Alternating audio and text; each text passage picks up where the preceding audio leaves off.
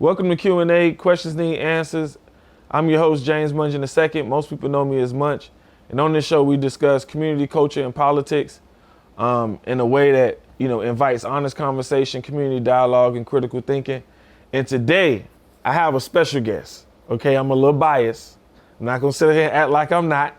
If you know me, you know why, okay? I grew up at the African Heritage Cultural Arts Center.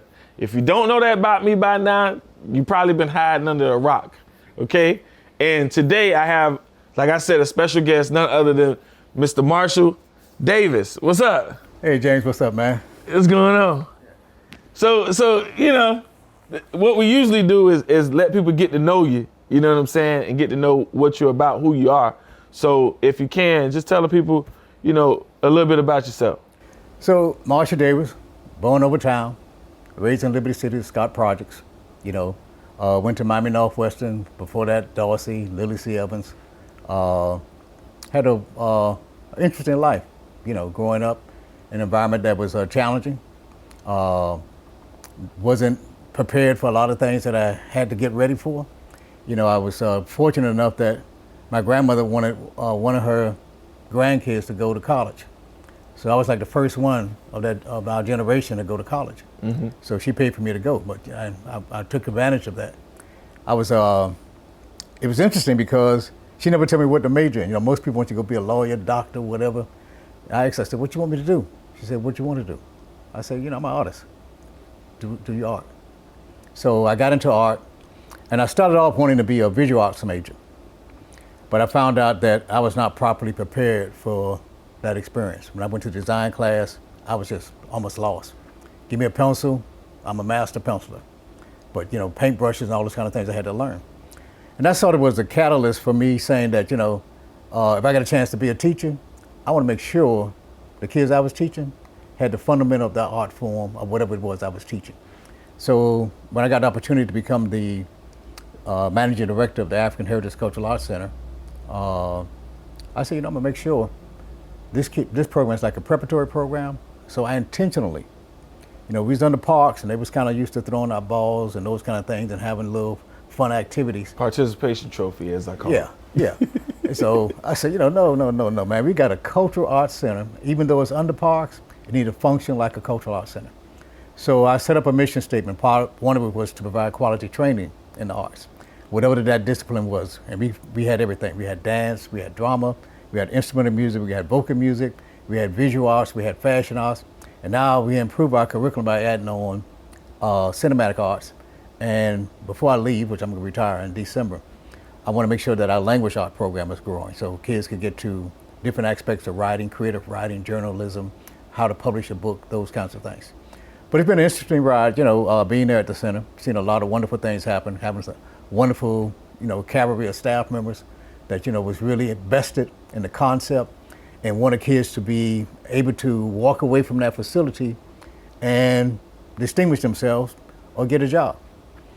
One of the things, I'm campaigning now for U.S. Congress, and it just bothers me to no end that, you can go to school for 12 years, walk out of school, and can't get a job. Don't have any real skills, no certificate, anything to say that I can do this and I can do this well. Mm-hmm. So I think it's very important. And most of the kids that went to the African Heritage Cultural Arts Center, they do extremely well because the art is an essential part of learning. It develops our brains. It develops our synapses. It develops the other side of the brain. It develops our gray matter. It develops our cerebellum. So knowing or not knowing, the kids are developing a very effective manner that is going to be beneficial to them. So they may not major in arts, but still they have that development that's going to support them in other areas. So we do have people that's been lawyers, doctors, a mayor of a city, all this kind of, got you, got your own business. So many people got their own business, They feel very good about themselves. They know who they are, where they are, what they want to do. They have a good sense of their history, all those kind of things. So all that was incorporated. The classes was such a structure so that we had classical classes, we had contemporary classes, we have ethnic forms of the arts. Mm-hmm. We made sure in all our teachings there were some art forms that came from the Black life experience. Yeah. So tap, jazz, those kind of things. We made sure it was there. We looked at Black drama, Black plays, vocal music, ethnic choir, you made sure that keep the kids were getting good sense of who I am as a person and feel like they was never second class to anybody. Yeah. And that's one of the things, like, I think all of us appreciate that went to the center. Because it wasn't like, how you said, like forced upon us. It was like very subtle. And it was like kind of like interwoven into the training, whether it was Mr. Campbell teaching us about the recorder or the African drums, right? He would teach us about the African drums and the call and response. These are stories, it was like folk tales and stories that that were interwoven in at an early age. You know, I was in art and music. So, you know, even from having some of the best band directors in Dade County, you know, I was blessed to have Jermaine Fleming, you know, Eric O'Neill, Melton Mustafa Sr. and Jr., you know, Felton Rhodes, you know, Ferris Rhodes, and then later, you know, not realizing like these guys, like, you know, it wasn't until later that I actually realized like that, like Mustafa was with, you know what I'm saying? Count Basie band. Count Basie, like, yo, we had such a, you know what I'm saying? And then I think about just the opportunities that was created, right?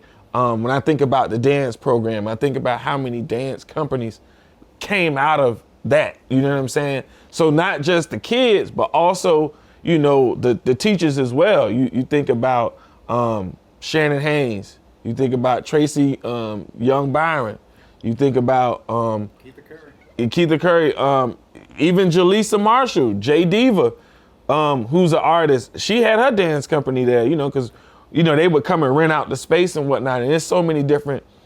Bianca Bruton. Terica got a business up in Broward that she got a dance studio, creative dance studio. You know what I'm saying? So I think about all the opportunities that was created and like out of that experience, you know? So, you know, the thing, and I keep saying this so often, it's about having a strategy. It's about having structure. It's about having a system and a schedule. And you should be able to earmark things and earmark progress. Yeah. And we can do that. You know, we start off with a program with the young kids to make sure they got all the fundamental arts.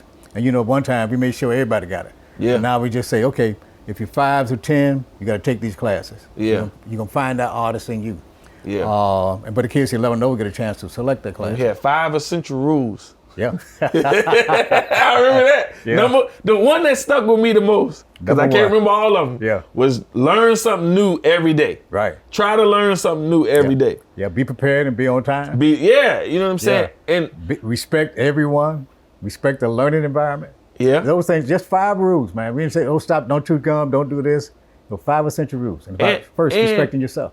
And we had good role models. Yep. Like, because you used to come dressed every day, didn't say nothing, didn't say much, you know what I'm saying? But when you walk around, we knew like, hey, we need to be on our best behavior. We need, because we all laugh about this little move you used to do. You used to go just like, you used to point at somebody, you used to go like this, and you just knew you was in trouble. You used to say a word, but you used to, come here. It was like, golly. You know, you had Mr. Coach, you had other folks that's been there, you know, doing things, but we had a lot of good role models, male role models, you know what I'm saying? Yeah. And sometimes, you know, I'm calling the kids because I want to compliment them. Yeah, yeah. Because they're doing good, yeah. But you want to blast them out and make them feel subconscious or get a false ego.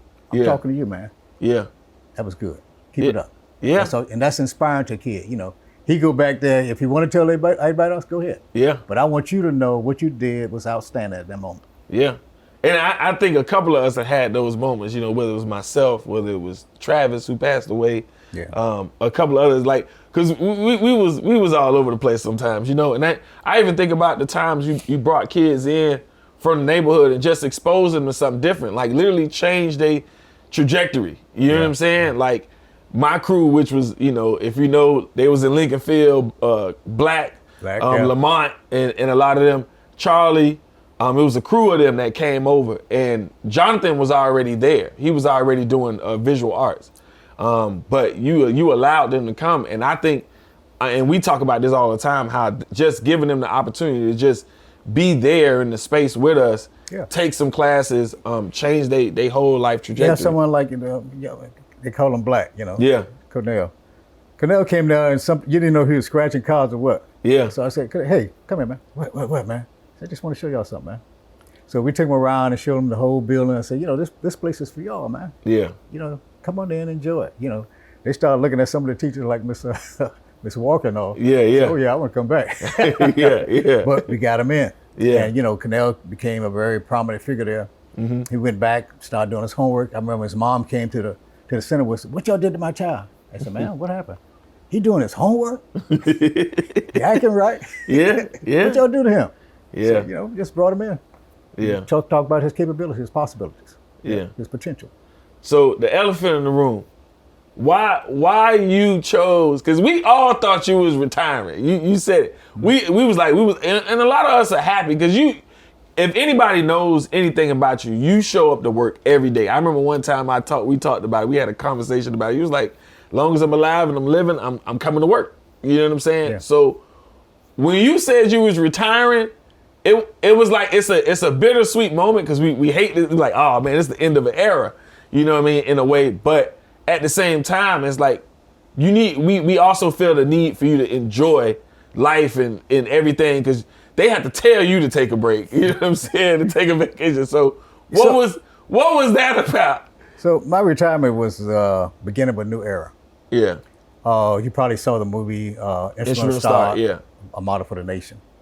So I said, you know, it's time to get out of this local area and take this strategy, the structure, the system, the schedule around the nation. So I was going to work with my daughter who had a nonprofit, Beautiful Works, and we were formulating the means to take the center concept around the entire nation, even right here in Florida. You know, I was preparing to talk to the mayor and others about developing an interlocal agreement with all these other. We got Sandra Rivers, we got Little Haiti, we got Carrie Meek Center, we got the Lyric. That's a lot of places right here that could be benefiting children and adults and seniors. And didn't you help with a lot of those places? Most of them came about because of the center, the work we've done. Yeah. You know, I don't think you can find it any place else. It's gonna be hard to find another place that has done the work that we have done. Yeah. You know, people come out there for photo shoots, but you know, that center has probably caused Sandra Rivers to be built, especially the Little Haiti. I know Till, he came to me and said, "I'm building another center." He came to me about building the one at Carrie P. Meek Center. Yeah. So even others, African American Research Library, these folks came, Miramar Cultural Center, they all came. But they came because of the work that we're doing, but they don't know the secret sauce. And that's the problem. They're building buildings and they're trying to capitalize with a lot of revenue rather than serve the people that they need to serve. So my thing is, serve the people now. You know, we have changed a lot of people's lives, transformed a lot of lives. So why can't we continue to do that? Art is a very significant way to do it. But the formula is not only good for art, it can also be good for science. It can be good for any vocation to come in and say, you know, I'm gonna do these classes and do it in a way that, you know, I got hands-on experience and I'm not just sitting behind the desk looking at the blackboard. You know, so though I was retiring, it was a new era for me. I'm going around the nation. We're gonna show the film to various colleges and other places. We're trying to take the film to Congress to see if we can get some appropriations for that. But then this came up. Frederica Wilson say, "I'm out." You know, she passed the torch to someone, okay, but that's not the same district anymore than what she passed them to. This is a new district. This district go all the way to Dania. You come back down, you can say, well, one of my landmarks is Adrian Arts Center. And you go all the way to the airport. And you go all the way back up to Pembroke Pines. Yeah. It's a different district. It's very multicultural, very art-centric. New businesses are coming, Spotify, Amazon, and so many others. We got to make them a part of this community to support it and get them to put funds in it. We can't get all the money out of the government. Some of these private corporations need to become citizens of the area that they reside in and make sure that they're doing things. Magic City is coming in. Well, pretty much, you know, looking at wiping out the Little Haiti community. Yeah. So y'all need to participate. We need to make y'all show y'all have something that's going to do as a landmark to say that the Haitian people is here. They have this cultural facility. We need to support that. We need to do something in this area that's going to be beneficial to the people who really was the cultural spark for that area. Yeah. So what are some of the things outside of the arts? What are some of the things that you would want to fight for in Congress? You know, one of the things that's significant to me is education, period. Okay. So like I said, no one should go to school for 12 years and don't have a skill, don't have a vocation, you should get a diploma, maybe even a certificate. You should be able to get maybe 2 years of community college work. So education is going to be very important to me. But I also have some other plans, like I call it the three plan for housing. So that means you give a 3% down payment on whatever that property is, and then you have 3% fixed rate mortgage payments. Mm-hmm. So it's affordable. You can buy a home. Everybody should have the dignity if they wish to have a home. Mm-hmm. The other thing is to have 3% for loans for education. And then once you graduate and you get a job, you pay 3% of your net income every year towards that mortgage that you borrowed from. It shouldn't be this outlandish figures that you can't afford. Mm-hmm. It should be easy, consistent, ongoing payments. You want to pay a little more, fine. And also give opportunity, if this get this passed, that people are now currently with these outlandish loans and off the chart percentages, let them apply for the same thing. Let them come down to the 3% as well. 3% of whatever you're making, you just pay it. If you take a lifetime pay it, you're just paying 3%.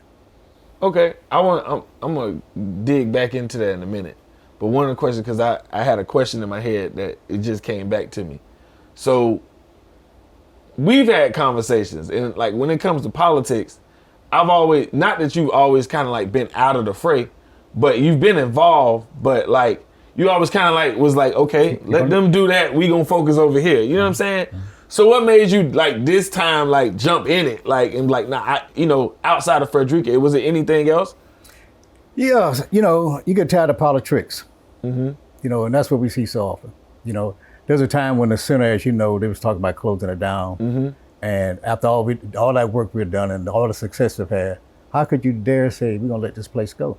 And I went to some of the people that should have been able to support. I didn't get any support.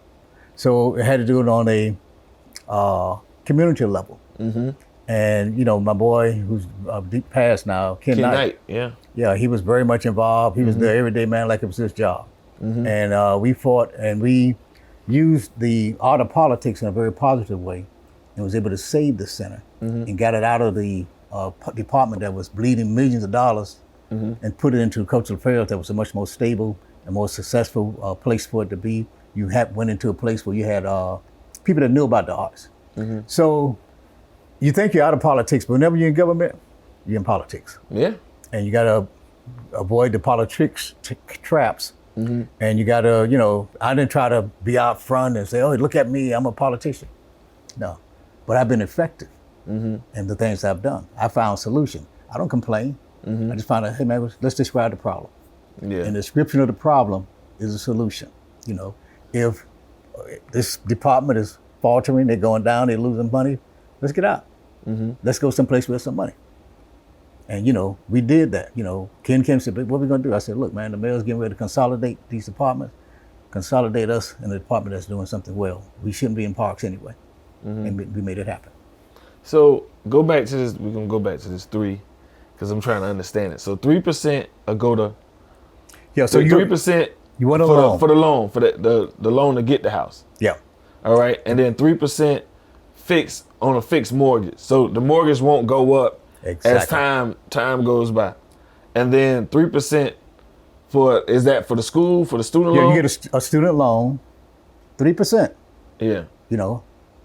Then you go to school, you graduate, you get a job, and then whatever your net income is, 3% of your net income goes to paying that loan back. Mm-hmm. So you student loan? Your student loan. Okay. And it's manageable. Mm-hmm. And you're not frustrated. A lot of people, man, I'm going back to stay with my mama. Mm-hmm. But with a 3% fixed rate, you go and buy your house, man, you can pay your loan and all that too. Mm-hmm. And that's what it should be. We need long-term solution, not just something that's going to be here today and gone tomorrow. What other priorities you have? And that was an economic situation, but what other priorities do you have for Washington? Well, like I said, education is something it's a harder thing because I think, if you look at, slavery and Jim Crowism, the reason that was able to be maintained so long was because of the resistance to having us with a proper education. Mm-hmm. So we need to make sure that we're educated because education pulls us up. Education also gives us opportunity if even we're being discriminated at, hey man, if y'all close the doors on us, we're gonna do our own thing wherever we are. So when you have skills, you have abilities, you have knowledge, you can still do the things that need to be done. You know, we looked at integration as going someplace else, but my thing with the Cultural Arts Center was how people come to us. And I think we're seeing that now. Other people coming to say, wow, they're doing this over here? Yeah, we're doing it in a very high quality way. So that's one of the things that I think is very important. Definitely got to do some things with our seniors. You know, I'm a senior, right? But I try to take care of my health. So we need to look at Medicare, Medicaid, and make sure that it's really addressing the needs so that when, you know, the percentage of things go up, that need to go up as well. You know, find the money. It's a matter of your heart and your intelligence, how you spend your money. And a lot of times, you know, we say, oh, we can't do that because this is how this works. Well, make it work. Make it work. Take out of whatever line items you need to take it out so the seniors can have the quality of life. They lived their life. They did what they had to do for the young. Now it's time for the young to do for what's needed for those elders. So you've been around for a long time, and I would like to pick your brain on just this district in general, right? What do you think has been like the main downfall of our district? Like, not to take nothing away from the Congress people and the folks that's been working, but what's something that you've seen that's just been a constant throughout that time? Well, you know, you're all the way back to Model City. A lot of times money is put in place to do certain things. It's not spent appropriately. That's my truth. That if money is designated for a certain area for specific purposes, it needs to be used that way. You know, the feds send money because of certain impoverished areas. But do that money really go to the impoverished area to improve it? What's being done? You know, and too many people, you know, want these little photo shots, photo opportunities, but they're really not doing the work. And they're really not talking to the people who they're working for. You know, and particularly when I was younger, I sit on that front porch every day. So anybody had a problem or situation, they can meet me right in the beginning. You know, you had to come, where's Mr. Day? Where you at? You know, I'm right here on the front.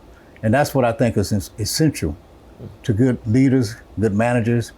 Be out front, you know, communicate with the people, find out what's going on. You don't have all the answers. I don't have all the answers, but let's have the communication that we need to have. And if there's something wrong in our thinking, you could tell me, hey, I think you'll think this way. Or James, I think you're on the wrong way with that. Let's do it this way. So we need to have constant communication. You know, I was, when we was doing the film, one of the political figures I was trying to get, we called for almost like 3 years because the film took 3 years to make. Never got an answer. You know, but when they won the Academy Award and they came out and everybody on big, they wanted to be on the stage, here they come. You know, haven't done a thing. You know, some of the people that turned them away was coming out, oh yeah, you know, I supported this. No, you didn't. I'm not gonna call their names, you know, but they did what they did. They know who they are. Well, one person I want to lift up that's responsible for the center, and she used to be in the seat you running for right now, is Carrie Meek. So could you tell the people her involvement in the center and, you know what I'm saying? Yeah, man. Now I know Carrie from when I was in high school. I was a debutante at school. And the first time I met Carrie, she was a phys ed teacher at Miami-Dade, and she taught us the waltz and all. Then when I actually enrolled in Miami-Dade, there she was again, giving us guidance and leadership. If anything was going wrong in the school, you know, Carrie let us know what's going on. She didn't wait till it became a problem. She started telling us when it started rising up, you know, this is what y'all need to be focusing on. And we did that. My whole introduction to the Cultural Arts Center after I had left Miami-Dade, I was walking down 54th Street from the Carville ice cream that used to be on the corner. And there was a little white building, it's a church now, but it had a door at that time. And I looked in there, I see Carrie Meek. Carrie, Marsha coming in. I don't know how she remembered everybody's name, but she remembered me. So I went in, looked at it, and I saw this little model of the Model City Cultural Arts Zone. And I saw the Cultural Arts Center right on the corner. I said, y'all gonna build a Cultural Arts Center in Liberty City? She said, yeah. I said, I'd like to work there. She said, you have opportunity. I have opportunity. But she was tremendous in so many different ways. You know, you can always rely upon her. You know, her heart and her head was balanced in whatever she was doing. And she was just a wonderful, amazing person, amazing leader. that, you know, I respect for the rest of my life. Every time I pass by Miami-Dade Community College North Campus, I think of Carrie. So what are some of the things that you're looking forward to if you get in the office? Well, some of the things I'm looking forward to is improving the school system. I think we should do a different type of testing. I think we should test kids prior to developing a curriculum to find out what their needs are and where their skills are. So if kids on a higher level, don't put them in a place where, you know, they got to repeat. Mm-hmm. Put them in a place where they can grow. And the same thing with kids that have certain deficiencies. Put them in a place where they can grow. Mm-hmm. Help them overcome their deficiencies. So education to me is one of the critical components of us overcoming our situations. We don't want to be generation after generation in impoverished areas. We want to be able to build ourselves up, build our businesses, build this community. It's not about leaving, it's about developing and making it better than what we found it. Mm-hmm. And that's what I try to do at the Cultural Arts Center. When I came, you know, it wasn't what it was, what it is now. Now they're talking about doing a $100 bond to build a new Cultural Arts Center that's going to respect the work that is being done. But right now, some work needs to be done because right now we're the lowest budget. Yeah. And we should be much larger because we have a most comprehensive program, I think, in the whole department. Nobody have an educational mission with all the different disciplines. No one have the apprenticeship program. No one have the residency program that deals with artists and civic engagement. Mm-hmm. No one have the quality productions that we're doing. And no one is instilling and supporting the arts that grew from the Black Life experience. Yeah. But I wanted to make sure that this community is being served. And the only way I can do that is I got to talk to the people that's in it. I got to talk to the chambers. I got to talk to different organizations. Got to talk to community leaders to find out what's going on and how can we work better with all the branches of government and all the levels, local, state, and federal, working collectively to make things happen in the most positive manner. Well, you know, it's been good. I wish I had more time to sit here with you. Because, you know, when we sit up here and we talk about a whole bunch of other stuff we probably can't talk about on camera. But yeah, we can't talk about you met your wife at the center. I did. You know what I'm saying? Met her at the center.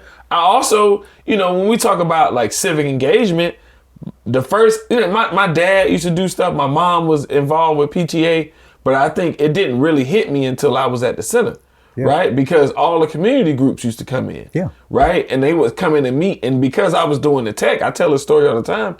Because I was doing the tech, I used to, you know, when Ray Paris, he taught us how to record.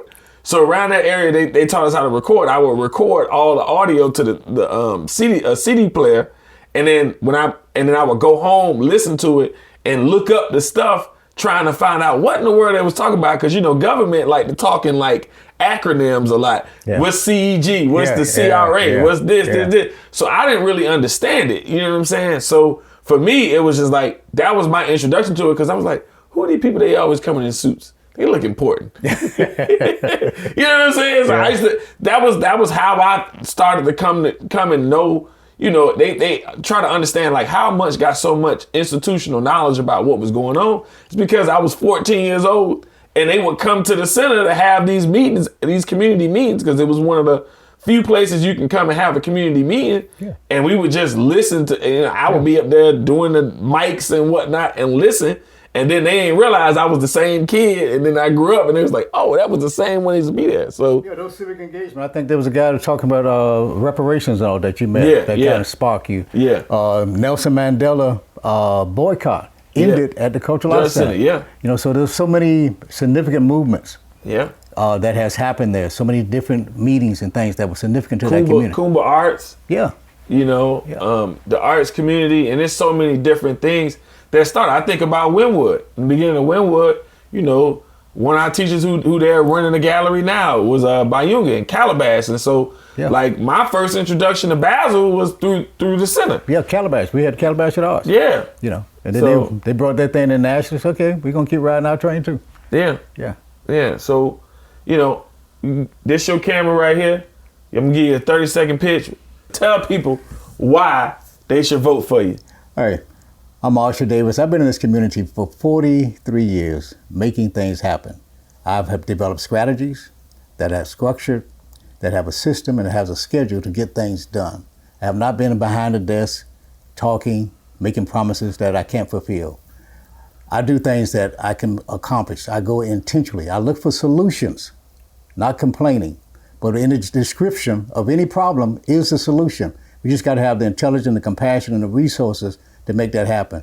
I'm going to Washington to make sure that we can have those resources, make sure that we have someone that can speak passionately about what is needed and what's required. So I've done it, I can do it, and I will do it. All you have to do is punch 30, Marshall L. Davis Sr. for Congress, and I'll make it happen. You heard it here first.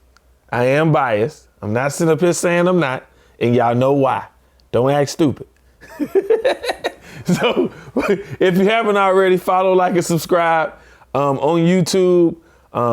Q&A, questions need answers. Facebook, Q&A, questions need answers. On Instagram is join Q&A. Tune into the episodes, follow, like, and subscribe. Even, pose some questions. After this election season, we're going to have, some more guests that's on. And if you want to be on the show, just holler at me. It's not hard to get to me. Hit us in the DMs. We ain't that crazy. So just hit us in the DM. We'll try to get you on the show. But I try to do my best to get, particularly this election season for the primaries, is to get all the, candidates that we could in front of y'all to get to know who they are. I think it's important past the titles to learn who these people are on the everyday. They can't fake that in the interview. They can tell you what they've done, this and the third, what they will do, make this promise here, but they can't fake who they are. And you can read through that. Real recognize real. And I hope that you can read through that. So with that said, follow, like, and subscribe on YouTube. And we on Apple Podcasts. We on Spotify as well. You can, if you're in the gym, you can follow us. You can, listen to us while you're working out and everything like that. But if you don't do nothing else, make sure y'all go and vote. If you don't early vote, go vote on August 18th. Our people fought for the right to vote, and y'all need to go out here and vote. I don't care what age you are, as long as you're over 18, you need to go vote. All right? It's enough candidate forums. I've live streamed, All Like Minds Media have live streamed almost all of them. Whether it's the school board, the District 24, which we just talked with Marshall L. Davis, the judges, we've done everybody, the forum. So it's more than enough information, all that we're about. It's about access to information. And I want y'all to make sure y'all, make the decision for yourselves about who to vote for, but make sure y'all go and vote on August 18th. Peace. See y'all later.